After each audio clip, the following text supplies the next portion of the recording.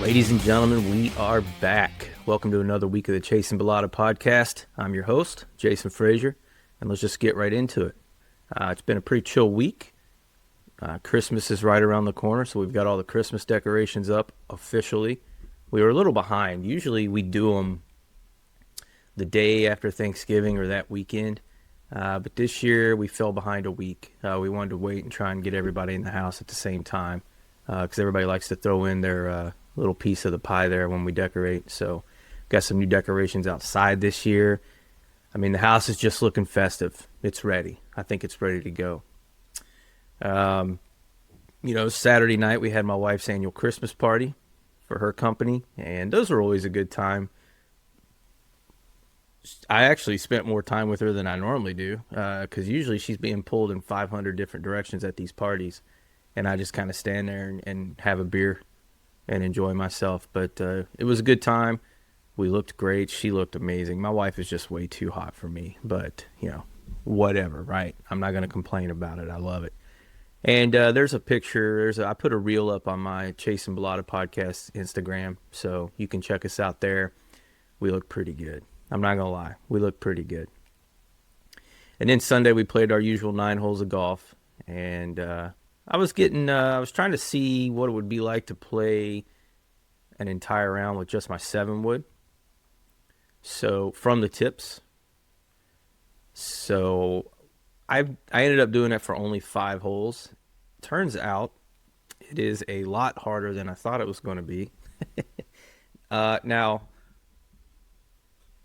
it is my humble opinion that the 7-wood is probably the most versatile club in the bag, right? You can tee off with it.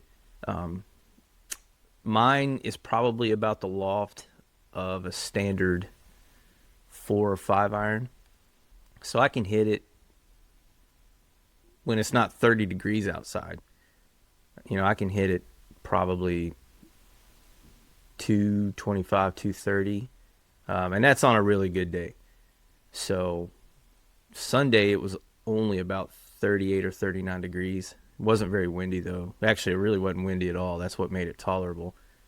So the ball wasn't flying that far. And then I really struggled, understandably so, from 100 yards and in. Like trying to figure out how hard I needed to swing it. Or, my course doesn't have a lot of openings in the greens. You got to go over bunkers or do this or do that.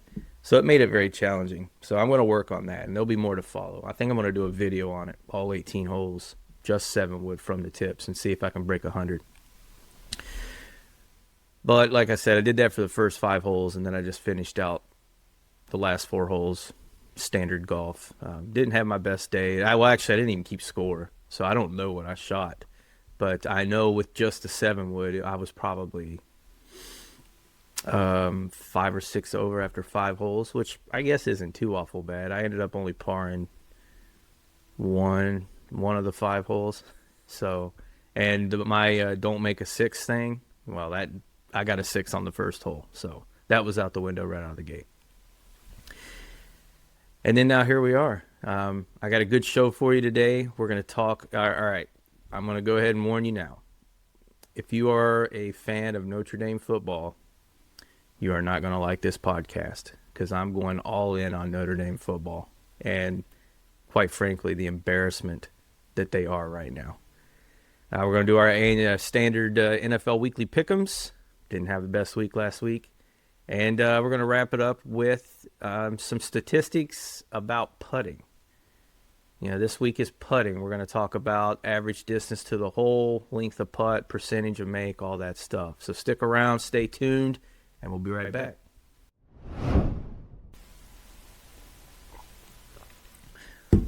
All right. For this week's Check This Shit Out, we're going to talk about Notre Dame and the college football playoffs. Now, I will say that the state of college football, in my opinion, right now is trash. The way it used to be, where you went to a team and you played all 4 years or maybe 3 years, you left a year early for the NFL, Those days are gone. Those days are long gone. Now, for the average bench warmer, I don't imagine it's like that. But for these stars and the big name players, it's all about the money. It's all about the money now in college. And you know what? Rightfully so. I firmly believe that you should get paid for your likeness. If people are going to use your image to promote their brand, their school, their conference, whatever the case might be, yeah, you should get paid for that. I don't have any problem with that whatsoever. The problem I have is loyalty, and just, a guy goes and he plays 1 year at an institution, and the next year when the transfer portal opens up, more money gets offered to him from another school and they're gone. I mean, it's worse than actual professional football as far as how long some of these guys stay on the same teams. But I digress. The point of this one is the College Football Playoff Committee announced their 12 teams last Sunday, and Notre Dame was left out. And my God, they are throwing the biggest fit I have ever seen at any level of sports over getting snubbed. Now, I'll tell you right now, I don't personally think they got snubbed. If you wanted to say that Notre Dame got snubbed from the playoffs, you could blame it on the fact that JMU and Tulane are in the playoffs, right? Because by design of a 12-team playoff, the 5 highest-ranked conference champions have to be in there. And because of that, JMU from the Sun Belt, Tulane from the the American Athletic Conference got in. So really, that left the conversation down to 3 teams: Alabama, Miami, Notre Dame. Because all the other 8 teams, minus, JMU and Tulane, but, Ohio State, Indiana, Oregon, Texas Tech, Georgia, those schools were no-brainers. Even though not all of them are conference champions, they're the top 5 or 6, 7 ranked teams in the country. So no-brainers. So really it came down to Alabama, Miami, Notre Dame. Now, traditionally, I am an Alabama hater. I always have been. I never defend Alabama. And it's probably because, like I've said about the Chiefs, the Kansas City Chiefs in the past, if they sucked, nobody would care. But Alabama very, very rarely sucks. They always somehow put a great team together and have a good year. This year, I think they finished with 3 losses. But that third loss was in the SEC championship game against Georgia. And yes, Georgia beat them pretty handily in that game. But having said that, Alabama had a great year. They went into Athens and beat Georgia at Georgia. And a lot of those experts out there are calling that the best win in college football of any team this year. So, did Alabama deserve to be in the playoffs? Yeah, I think so. I think they're one of the best teams in the country. So now it gets down to Notre Dame and Miami. And at this point, it's basically, head-to-head. If you line up all the metrics, strength of schedule, whatever, they're very, very similar. I think Notre Dame's schedule was a little harder than Miami's by comparison. But Miami had bigger wins. And basically what it came down to was the head-to-head. When Miami and Notre Dame played in week 1. And Miami won. And I think that was the tipping point for the playoff committee. And so that left Notre Dame on the outside looking in. Even though they were ranked inside the top 12 pretty much every week, the way it played out, somebody had to lose. And it was Notre Dame. And man, you want to talk about being a bunch of childish shits. They are still crying about it, and they decided, oh, well, you don't want us in the playoffs, so we're not going to play our bowl game either. Who the fuck do these people think they are? They think the world owes them something because they're the mighty Notre Dame. Fuck off. All right? Yes, you are a storied program and traditionally a very good football program. This wasn't your year. Miami deserved to be in the playoffs. Alabama deserved to be in the playoffs. Quite frankly, Notre Dame deserved to be in the playoffs. But somebody had to lose out. And your response to that is, well, we're just going to take our ball and go home. That's what a child does. When a child gets their feelings hurt, they go, oh, we're just going to take our ball and go home. It's terrible. It is absolutely terrible. The way they're handling it, their athletic director, I mean, he's blaming everybody but himself. You know, well, the rankings are a waste of time. The ACC didn't support us as much as they probably should have. I mean, come on, man. Blah, blah, blah, blah, fucking blah. It's just talk. It's just talk. Last year, Notre Dame got in the playoffs, and Miami and Alabama were left out in the cold. And you know what Miami and Alabama did? They went and played their bowl games. What's that tell you? Notre Dame's just being a bunch of childish, rich, spoiled brats about this entire process.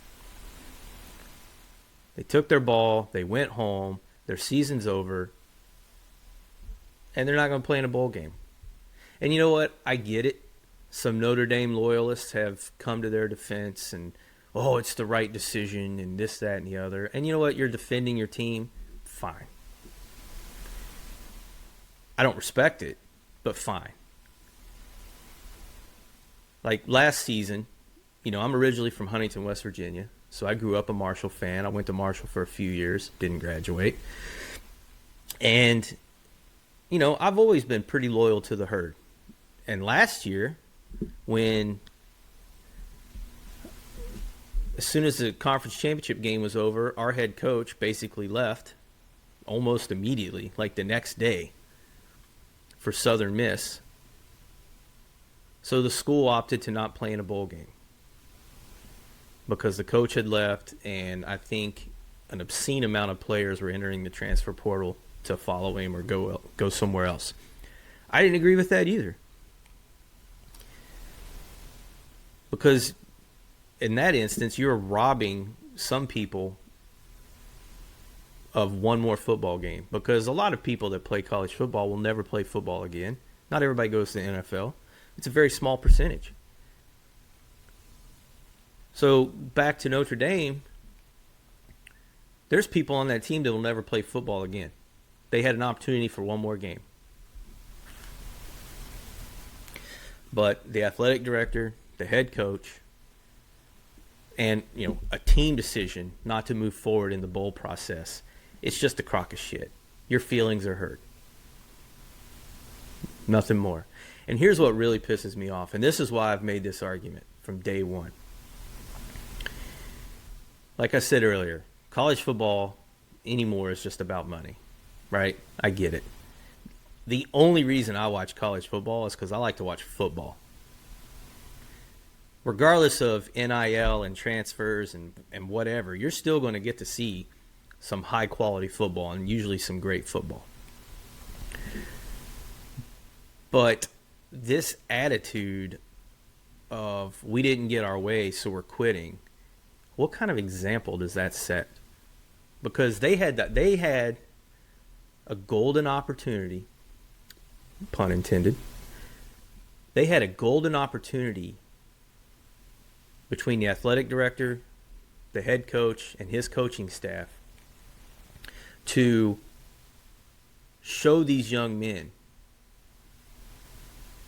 that life isn't fair, that life owes you nothing. Nothing. And that when you get knocked down, when you get punched in the mouth, you have to get back up and keep moving forward. This was an absolute perfect opportunity to teach these young men about life and that you don't always get your way and that you got to get back up and keep fighting. They didn't do that. They did not do that at all. They quit. Quit. And nobody will ever be able to change my mind on that. They quit. And, you know, I got the argument thrown at me that they're not just going to go play some irrelevant bowl game and lose money. It's not about the money. Do you think Notre Dame needs money? They don't give a shit if you pay them $1 million or they lose $1 million. That's irrelevant to them. They pay their players more than that. You think they're worried about a meaningless bowl game where they might not come out on top in the profits? Get the fuck out of here with that. All right? That's such a irrelevant argument. And furthermore, I had another person send it to me. He wasn't arguing with me. He's one of my fraternity brothers. But he sent me a list of all the teams that opted out of bowl games as well. It's not just Notre Dame, and that's fine. Let's talk about that. So, to be bowl eligible in college football, you have to have at least a 6-6 record. That's what makes you bowl eligible. Well, the NCAA didn't have enough bowl eligible teams this year for whatever reasons. So they had to start reaching out to teams that had a record of 5-7. Now, of those teams, right, I think it was Florida State, Auburn, UCF, Kansas, Temple, and I think I'm missing one. I've got them written down here, but I'm not wearing my glasses. I don't wear my glasses on camera. Baylor. There might be one more, but of all those schools, they all declined their bowl bids, minus Temple. I'll talk about Temple in a second. But those schools declined their bowl bids because they'd already started their off seasons. Players gone home for the winter.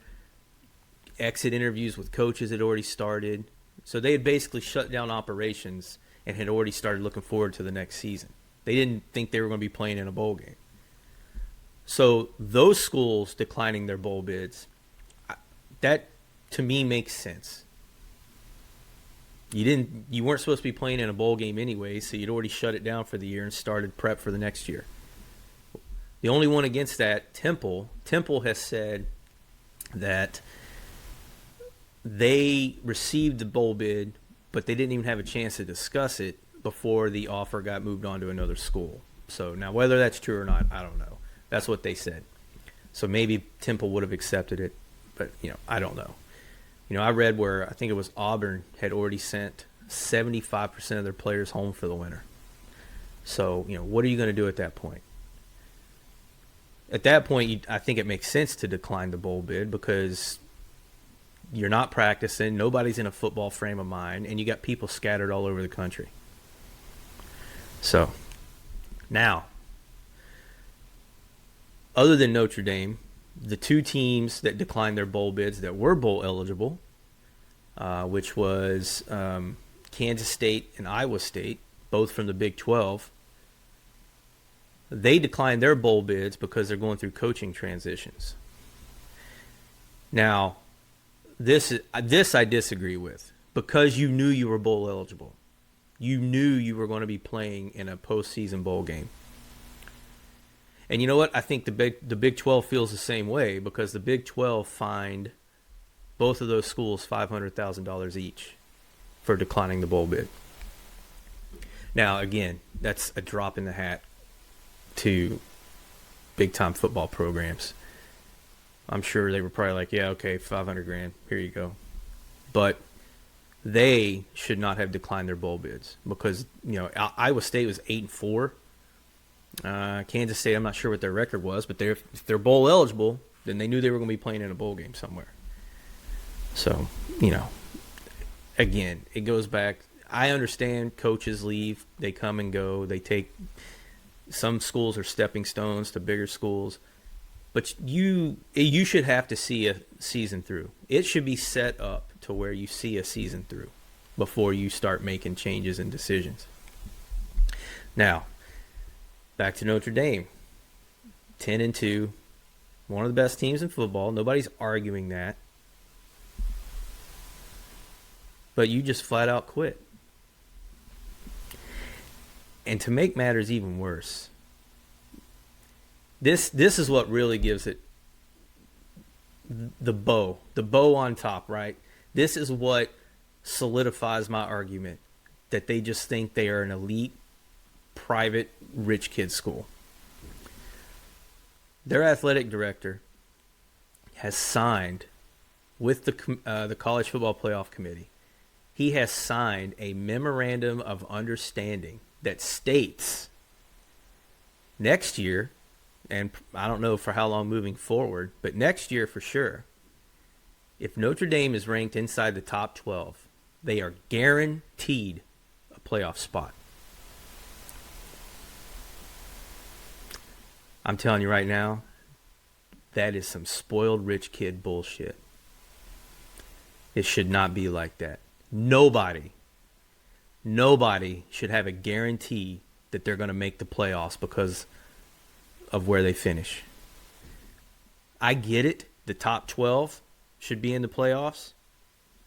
But metrics and stats and all this other stuff still has to come into play. Because let's say next year, it comes down to, you get your 5 conference champions in. Now you've got these other 7 teams you're trying to figure out. And let's say that Notre Dame lost to 2 or 3 of those teams. It's going to be irrelevant. It's going to be irrelevant.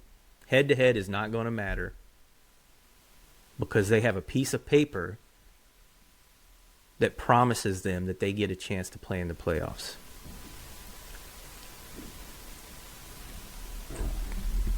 I mean, it's terrible. It's like, I've never really been a fan of Notre Dame. It's always been one of those schools that, you watch when they're on TV. Sometimes you root for them, sometimes you don't. Just depends on who they play.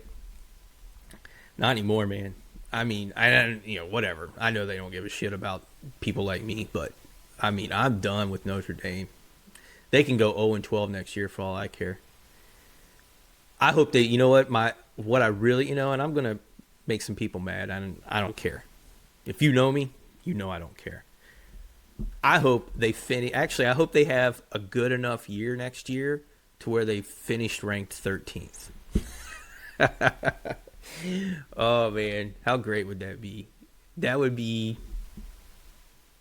one of the greatest things ever, for Notre Dame to finish ranked 13th next year. And then that little piece of paper is irrelevant, and their athletic director can fuck off.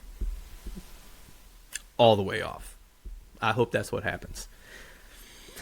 So, that's my rant on Notre Dame. I don't personally have an issue. And you know what? Here's the thing. I'll wrap it up.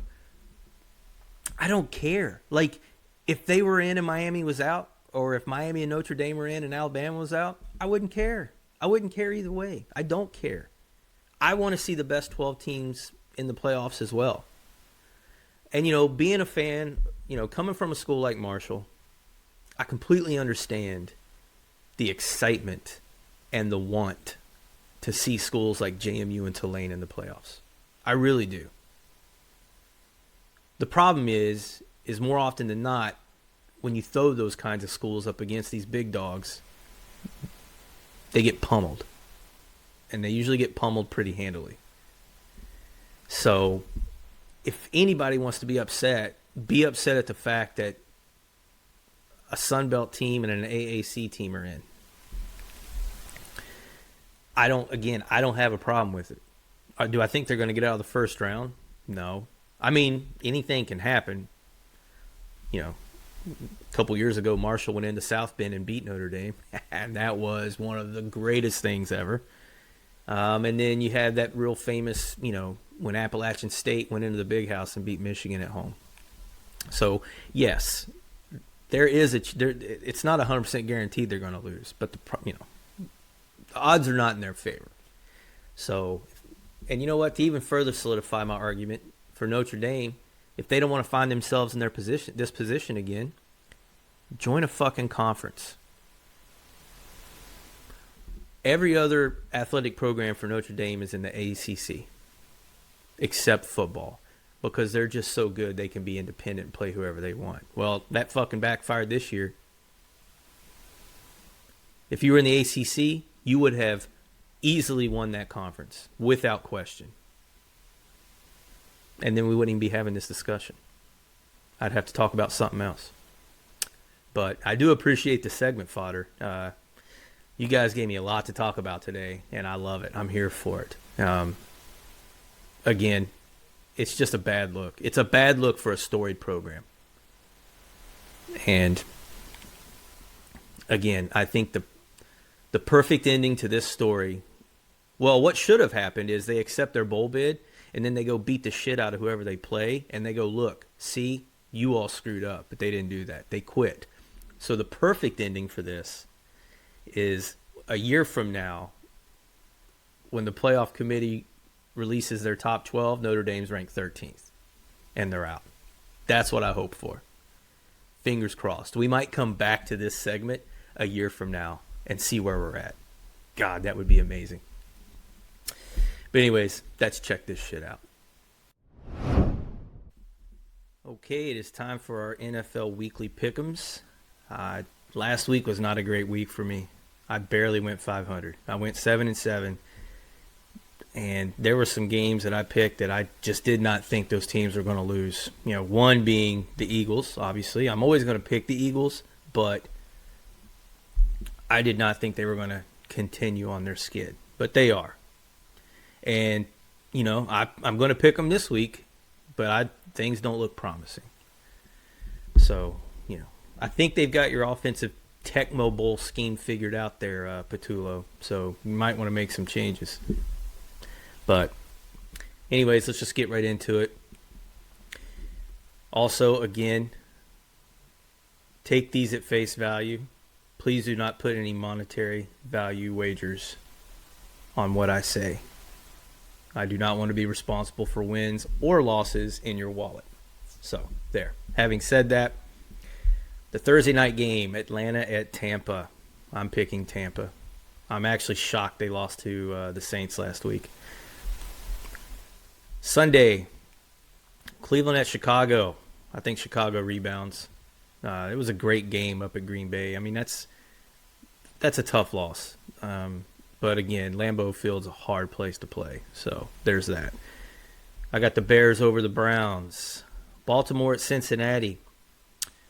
I'm picking the Ravens. I got the Ravens over Cincinnati. Even though Joe Burrow's back, you still have Cincinnati's defense. The Chargers at Kansas City. I just can't see Kansas City losing another game. That would be what? 3 in a row? Yeah, maybe 3 in a row. I just don't see that happening. They're at home. This is one of those scenarios where if they were at LA, I would probably pick LA, but they're at Kansas City. And even though Houston came in and beat them last week, I think the Chiefs rebound this week. Because I said a few weeks ago, Houston's one of the best teams in football. Hands down. Right now they are. They are playing ridiculous football. Buffalo at New England. This is a big divisional matchup. The problem I have with Buffalo, even though they have Josh Allen at quarterback, is it's like it's either this greatness or terrible. Like there doesn't seem to be like a Buffalo middle ground for, you know, a lot of people say great teams find a way to win, but I just feel like Buffalo either comes in and kicks the shit out of you or they get their asses whipped. I don't feel like there's a middle ground there. At least I haven't seen one. I could be wrong. But I've got the Patriots over Buffalo at home. Washington at the Giants. Man, Washington got embarrassed last week. Embarrassed. They got shut out with Jaden Daniels in his first game back. Now, I saw Mariota in the game later. I don't know if that's because they were losing 31-0 or because maybe Daniels isn't ready to come back yet. I don't know. Either way, I do have Washington beating New York. New York's just not a good football team. And in their defense, a lot of their key offensive players are out. So, all right, Raiders at Philadelphia. I mean, come on, man. If we can't beat Las Vegas, just shut it down.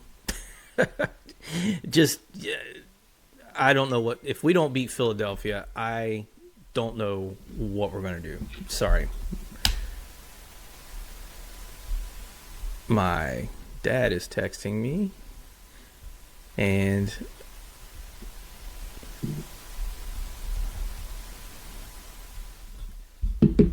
so,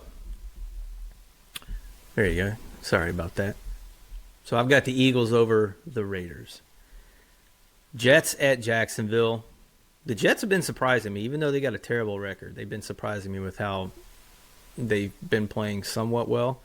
So, having said that, I've still got Jacksonville winning.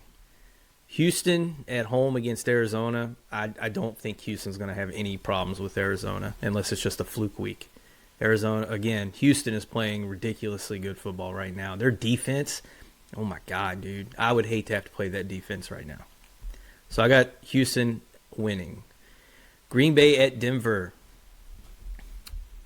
This should be actually a really good game. I'm curious to see how Bo Nix is going to do against this Green Bay defense and Micah Parsons. And I'm going to backtrack here. I feel like with Kansas City losing last week and they can't win the AFC West. I think that's official. But they can still make the playoffs. And I think this is the week where they start probably working their way back into the mix because I've got the Chargers losing and I've got Green Bay beating Denver. So I think these losses are going to give Kansas City a little bit more sliver of hope to get into the postseason, but we'll see. So I got Denver losing at home. Detroit at LA.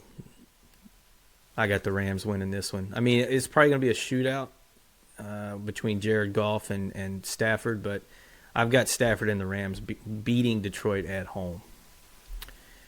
Carolina at New Orleans. Well, the Saints surprised everybody when they went into Tampa and won last week in the rain. That was some shitty weather. I bet they're glad to be back inside their dome. But I got them losing at home to Carolina. Then Tennessee at San Francisco. I got the 49ers winning. Colts at Seattle. I don't know if you've been following the news lately, but the Colts have signed Phillip Rivers to their practice squad. Now, I don't know if he's actually going to get bumped up to the active roster and see the field, but they don't have a quarterback and they need one. Daniel Jones went down with a season-ending ACL injury, and that's just awful, right? That dude, he got put through the ringer when he played for the Giants, and everybody thought he was terrible. He goes to Indianapolis, finds a new home, is playing amazing football, finally having the season that everybody thinks that Daniel Jones should have, and then he goes down with a non-contact ACL injury. I mean, that's just bad. I feel bad for him. I feel bad for the Colts because they were tracking as one of the best teams in the league. But again, I don't know what's going to come of this Phillip Rivers thing. He's 44 years old, and he hasn't played football since 2020. So, I mean, it would be wild to see him out there. I'm rooting for him. I hope he gets bumped up to the active roster, and I hope he goes out there and actually plays good football. I would love to see that from us old guys, right? I'm 47, so. But realistically, I've got Seattle beating the Colts at Seattle. All right, Minnesota at Dallas. Dallas doesn't really lose at home. They just don't. And, again, Dallas is one of the best offenses in football. Now, maybe Minnesota shows up and plays good football. Maybe they don't. But I've got Dallas winning this one. And I don't feel like it's even going to be close unless Dallas's defense just plays that bad. So I've got Dallas winning. And then finally, the Monday night game, Miami at Pittsburgh. I mean, this shouldn't even be a game because Miami is awful. But we'll see. I've got Pittsburgh winning at home against the Dolphins. So we'll see how all that pans out. Again, do not place wagers on what I say because you probably won't win any money. I never do. But that is your Week 15 NFL Weekly Pick'ems. So I thought today we'd wrap up with some golf talk. And this week we're going to talk about putting. Now, as I've said before, obviously every aspect of your game is incredibly important, right? You got to be able to get off the tee. You got to be able to hit approach shots. You've got to be able to do this, that, all the little things that need to get done. But about 80%, if not higher, of the amount of shots that you take come from 100 yards and in. So I've always said, if you can't chip and putt, you're never going to score well. Like, you're just not. How often have you seen somebody hit a decent drive, they hit a decent approach shot, say just off the right side of the green on we'll say a par 4. So they're green side in 2. And then it takes them 4 or 5 more shots to get down because they don't know how to chip and putt. It happens a lot, right? That to me is really the big driving factor for high handicaps. There's no short game. Because people don't practice it. They don't, right? Go to the driving range, whether it be at your golf course or just a driving range, top, whatever. And count the number of people just standing there banging driver.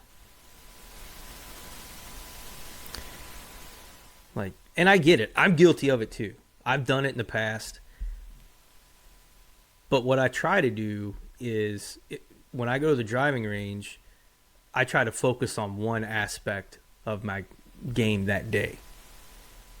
Like, maybe that day I'll only work on fairway woods and driver. Or maybe I'll only hit wedges or middle irons, whatever the case might be. But it's just so often that you see people, they got their whole bag next to them on the range, and they're just driver after driver after driver after driver. One thing my wife and I always try and do is we go to the range, we hit, I'll go through my whole bag. I'll do my warm-up. I usually work my way through my whole bag. And then what I like to do is simulate holes, right? I play a hole in my head.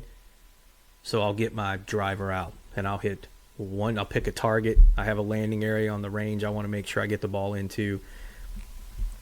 And then, one driver swing. And then, okay, the hole that I'm playing, what would be my yardage in? And then I use that club, and so on. And I think that's a great way to practice, personally. But then, once we've done that, we always try to work our way over to the chipping and the putting green.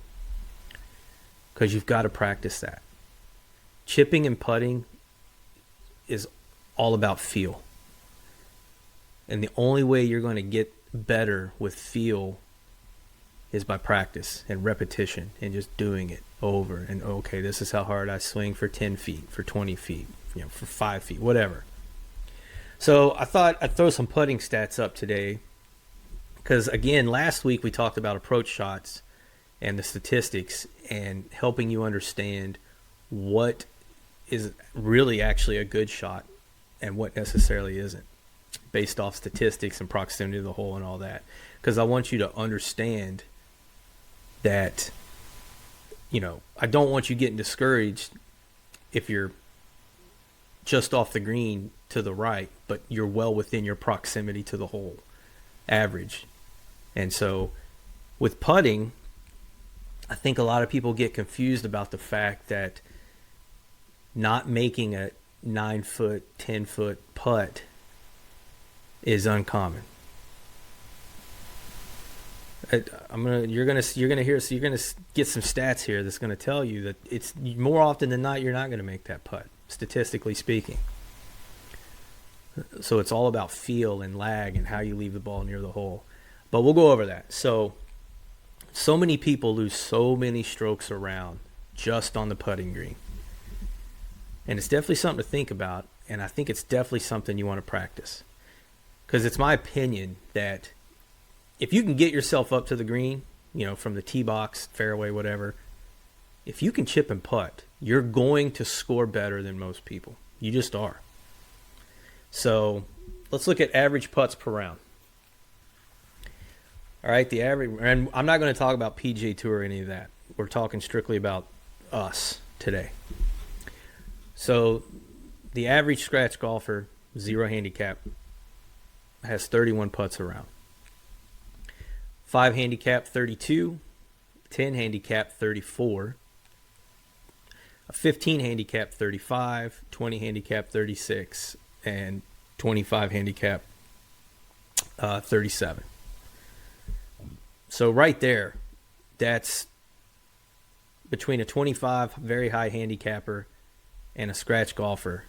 That's 6-7 more shots around you're losing just on the greens. That doesn't factor in tee shots and approach shots and all that other jazz. This is strictly just putting. You lose 6 to 7 strokes around to a scratch golfer. And that's the average. So it could be more, could be less. More often than not, it's more. All right, here's one that gets a lot of people. 3 putts. All right, I've told you before, if I can avoid double bogeys and if I can avoid 3 putts, I'm generally going to play pretty well relative to my handicap. 3 putts will kill a round. So, average 3 putts. Scratch golfer to 5 handicap is 1 3-putt every 16 to 30 holes. So basically, maybe 1 around. Maybe 1. And again, that's average. I've gone several rounds before without a 3-putt, and then I've showed up to the course and had 3 or 4 3-putts in one day. But the average is basically 1 3-putt every 1 to 2 rounds. 6 to 10 handicap, 1 3-putt every 9 to 13 holes. So you're looking at potentially 2 to 3 3-putts around. On average, 2. 11 to 15 handicap, 1 every 7 to 9 holes. So 11 to 15, which the average, I think the average handicap in the world is like 14, right around 14, in between 14 and 15. So those golfers are 3-putting at least twice around. Again, could be more, could be less. 16 to 20 handicaps, 1 3-putt every 5 to 7 holes. So you're having, on average, 3 3-putts around. And then 21 and up, 1 3-putt every 3 to 4 holes. So you're 3-putting a lot. You're 3-putting 5 to 6 times around. So think about that for a second. If you 3-putt 5 times around and you're trying to break 100 and you end up with 103, well, if you just eliminate those 5 3-putts cost you 5 extra strokes, you break 100. So, the maths. So, a big debate that I've seen in the past is, should you try and make every putt? There are people out there who say no, that you should be trying from a certain distance, you should be trying to lag the ball up near the hole and give yourself, anywhere from a tap in to 3 feet max. That should, like a 3-foot circle should be your goal. And then there's other teachers out there who say, no, you should be trying to make every putt. I'm of the lag school. If I'm outside of 20 feet, I'm trying to get the ball inside that 3-foot window because I feel relatively confident from 3 feet and in. If I've got a really long putt, say 40, anything greater than 35, 40 feet, my window is now 5 feet. That's the circle I'm going for. Because if you can get the ball within 4 or 5 feet from 40, 50, 60 feet, I feel like that's a really good putt. Especially, well, at least a lot of the greens around here. That's definitely a really good putt. So that is my school of thought. I don't see that there's anything wrong with lagging. Of course, you're always in the back of your mind, you're trying to make the putt. That would be great. But your main goal, like I always tell myself, speed, right? Two things you need to be able to do to make a putt. You need to get your line, and you need to get your speed. Now, anything for me from 20 feet and in, I'm trying to make. I'm trying to make it every single time. But outside of that, I start worrying more about my speed than I do anything else. Speed and where do I want the ball to end up? Because, yeah, I'm saying, okay, I'm 50 feet away. I'm trying to get it inside this 5-foot window. But let's say, do I want my comeback putt to be downhill, right? Do I want to miss on the high side and be stuck with like a 4-foot downhill putt? No, I might want to make sure that I end up below the hole, or it all varies. It could be, there's so many different scenarios to that. But in general, it becomes all about speed. That's my school of thought on that. And if I make it, you know what? Awesome. There's, once every 3 or 4 rounds where I'll drain some ridiculously long putt, and you feel great about it, and you walk away with maybe a par when you should have had bogey. And it makes you feel good. I get it. So, but there's nothing wrong with lagging. There's nothing wrong with lagging putts up. So, having said that, between making it and lagging it and when to understand, what's good, let's talk about some make percentages. So, I'm not going to go over all the handicaps. I'm just going to cover scratch, 5 handicap, and 20 handicap. Because between 15 and 20 plus, there's not much difference. All right, so from 0 to 3 feet, the make percentage for a scratch golfer is 98%. So 98% of the time, 3 feet and in, they're making it. There's always that occasional lip out, or sometimes you get those tough, like 2.5-foot benders. And, those aren't easy putts at all. For a 5 handicap, it's 96%. For a 20 plus, it's 88%. That's a huge difference between scratch and a 15 to 20 handicap. 88% of the time. Nobody is 100%. I understand that. Not even the PGA Tour is 100%. But you should not be missing 12% of your putts inside of 3 feet. That's how you kill a round. Like, you should be lights out, and that's where practice comes into play. You should be lights out from 3 feet and in. Because how many times have you found yourself as a high handicapper, you say you've got a 20-foot par putt, and you get it up there to about 3 feet, like, sweet, I'm going to make a bogey. Man, bogey's a great score for a 20 handicap. And then you miss that putt. And now you potentially miss the one coming back for double bogey. I've seen so many high handicappers 3 and 4 putt from distances that they should not be doing that. It's insane. And that's what drives your score up. So 0 to 3 feet, 88%. That all those percentages should be in the 90s. And the high 90s at that.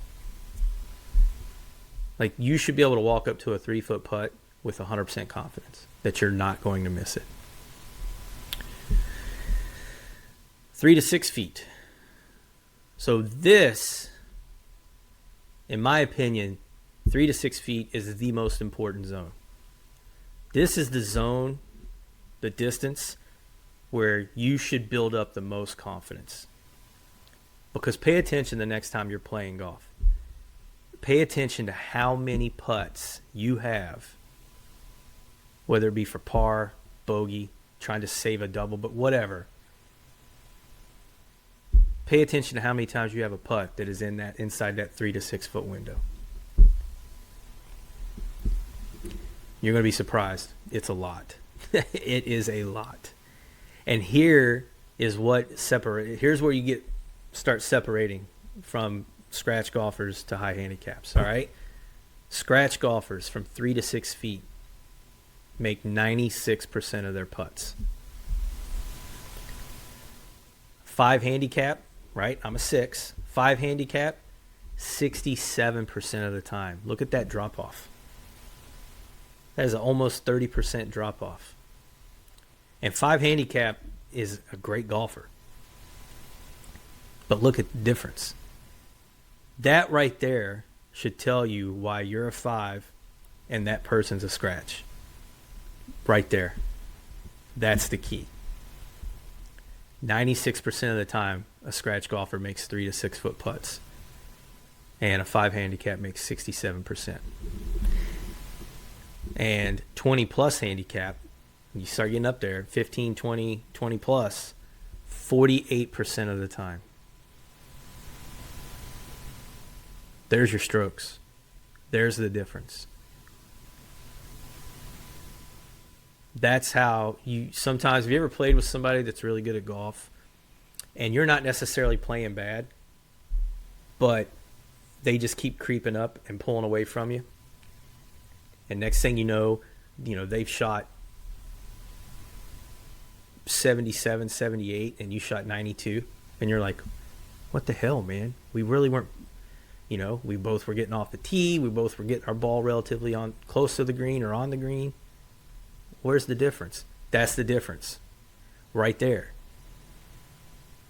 When that person was inside 6 feet, they were making those putts, and you were 2-putting. And that adds up. Next thing you know, you're almost 20 strokes difference. I'm telling you, that's it right there. I've got it highlighted in red on my computer screen. 3 to 6 feet, that's the key. Scratch golfer, 96%. High handicap, 48%. 5 handicap, 67%. So even that percentage, it's important. 9 to 12 feet. All right, here's where outside of 6 feet, that's where you need to understand that percentages start dropping. So you really shouldn't be surprised if you walk away with a miss. Okay? 9 to 12 feet. A scratch golfer makes 36% of their putts from 9 to 12 feet. A 5 handicap is 34%. And 20 plus handicap is 17%. So this is an important stat to know. Well, actually, I'm just going to keep going. I'll come back to that. 12 to 18 feet, scratch golfers make 19% of those putts. A 5 handicap makes 19% of those putts. And a 20 handicap makes 12%. And then the percentages just keep dropping, right? Like from 30 plus feet, the percentages are like 4%, 2%, less than 2%. I mean, it's just, that's a distance where it's like, oh, you make 1 out of 10, right? So the important thing to understand here, we go back to stats and understanding what's a good putt and maybe what isn't a good putt and your expectation levels so you don't get discouraged.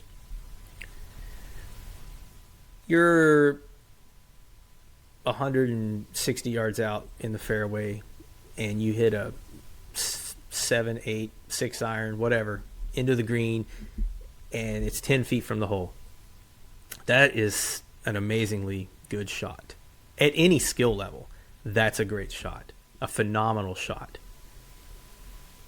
And then you 2-putt for par. How often do you walk away discouraged? Like, damn it, I had an opportunity for birdie there and I blew it. You didn't blow it. Like, you didn't blow it at all. Because if you understand the make percentages from those distances, for a scratch golfer, 36% of the time they make from 10 feet. 5 handicap, 34. 20 handicap, 17%. So basically, at the scratch level and down, you're going to miss that 10-foot putt almost 2/3 of the time. So there's no reason to be discouraged if you walk away with a 2-putt par. Do you see what I'm saying? Does all this make sense? That's why it's important that you know these stats. Golf is a game of confidence that's played between the ears, as I've said many times.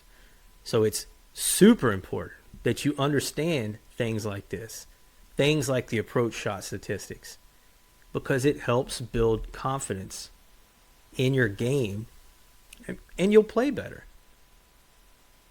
You should never feel I mean, sure, okay, how do I say this? Yeah, you're going to feel disappointed you didn't make that 10-foot putt for a birdie. But it's not uncommon. Like, you'd be upset that you didn't make it, but you shouldn't be upset that you screwed it up, I guess is what I'm trying to say.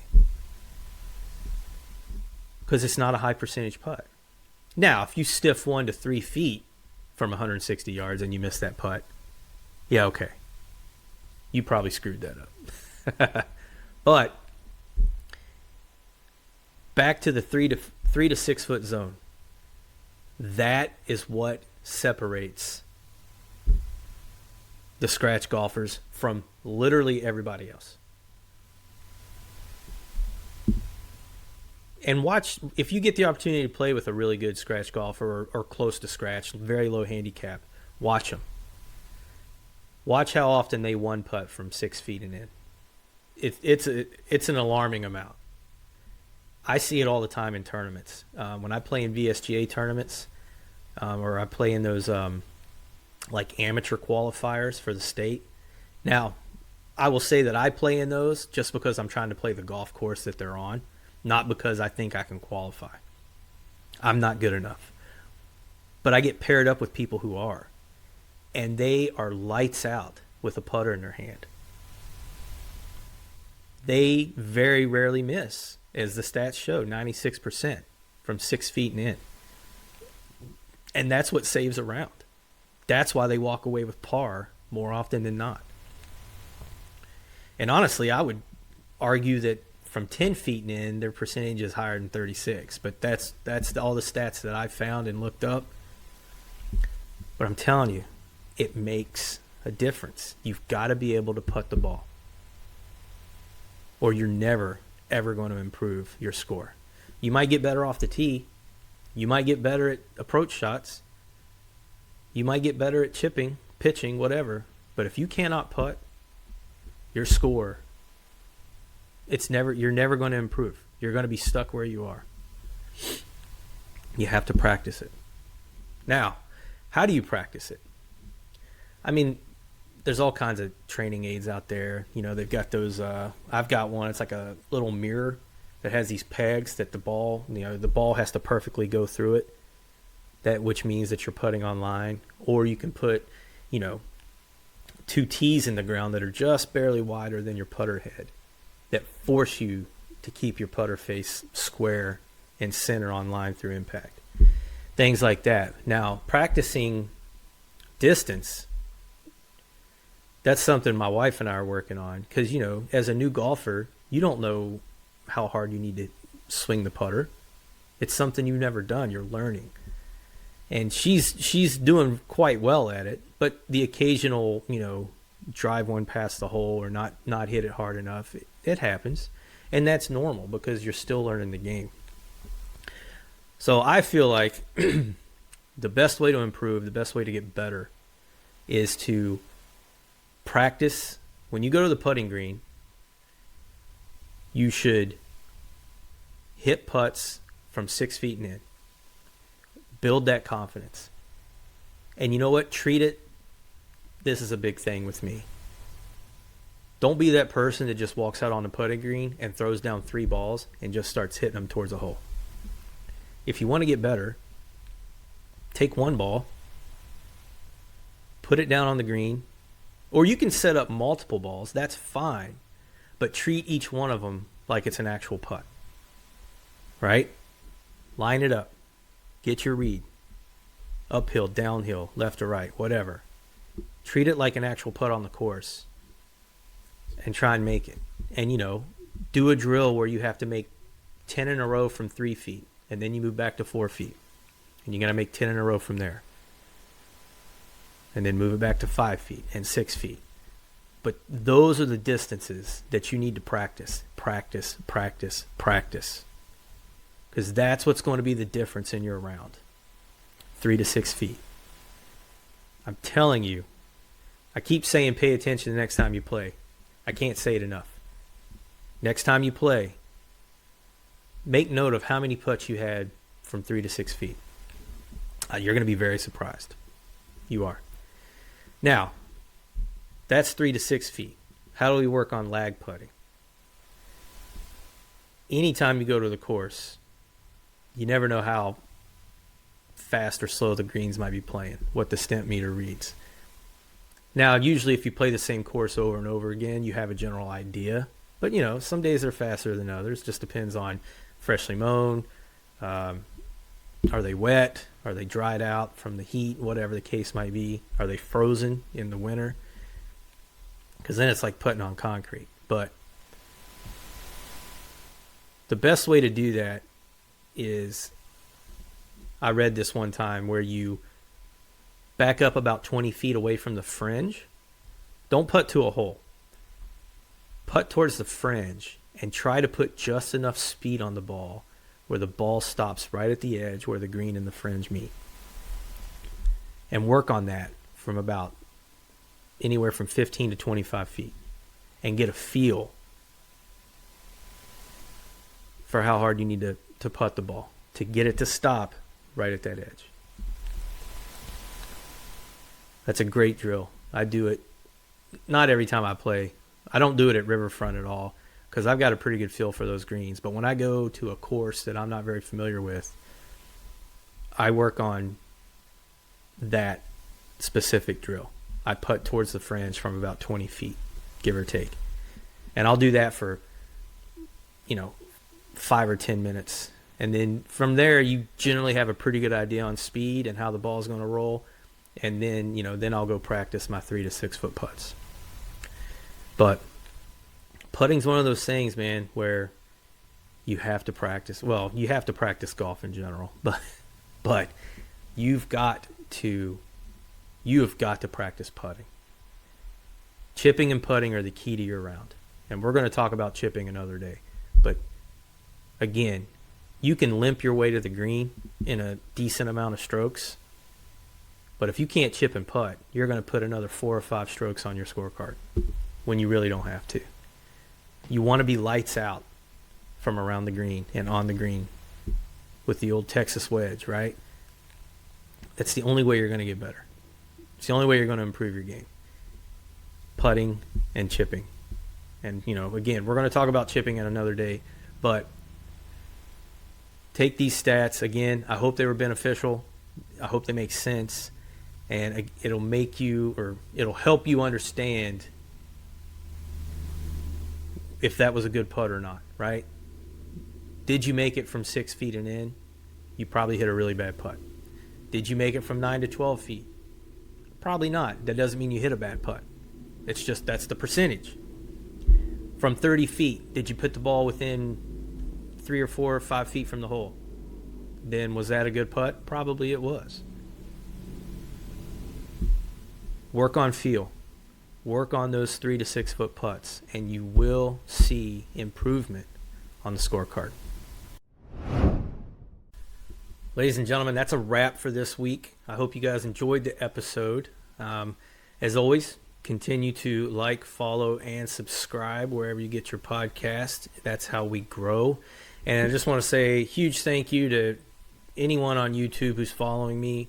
When I started this and started my channel, I had maybe 40 subscribers. And in the 6 episodes since we've been doing Chasing Balata, I'm up to over 2,000 subscribers now. So thank you so much. I appreciate it. Let's continue to grow and keep spreading the good word about golf. And until next time, send it.